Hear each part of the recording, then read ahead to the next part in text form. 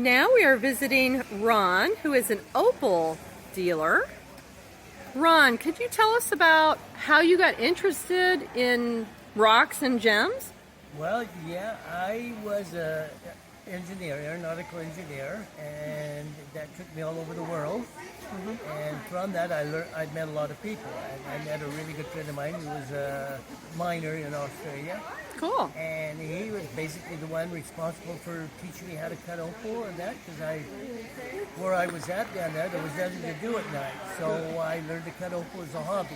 Oh, cool. Unfortunately, it became a sickness, so I took it over, and now 24 years later... And you're crazy about opals now. It's a sickness.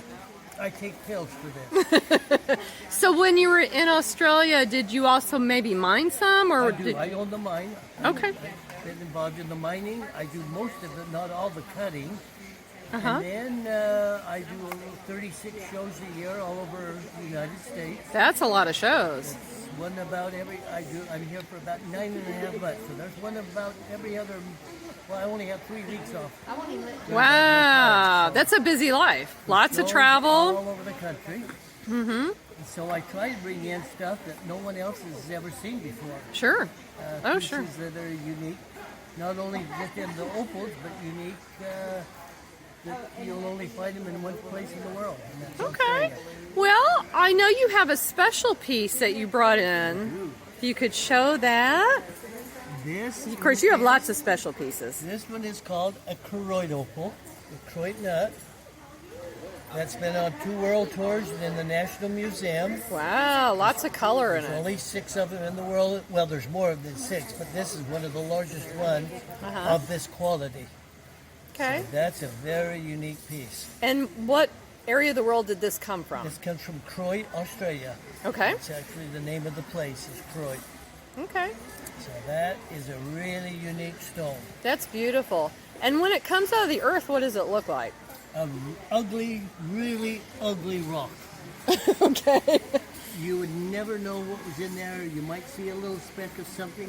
Okay. That's what you have to go to start looking for. So you kind of have to uncover it. You have to polish it. Cover it, and you never know until you open it up what's really in there. Oh, cool. So it's kind of like a surprise with each one. For instance, that's right here. Here would be a seam of opal, which all you would see is that seam. Yeah. So you would never know what was in there or really of any value. But I've learned a way of opening that up, and that's what's inside. Wow, that's pretty cool. So it's a surprise inside each rock. Exactly. So it could be a $10 surprise, or it could be a $10,000 surprise. Wow, that's amazing. That's amazing. Fantastic. And then we get into things like this. This is opalized squid. Wow, that's So unusual. 100 million years ago, you could have had calamari. And what part of the world did this come from? Simply Queensland, Australia. Queen in Australia. Okay, cool. This comes from an area called Coober Pedy. Okay. So Australia has lots of opals then? Australia is the capital of the world for opal.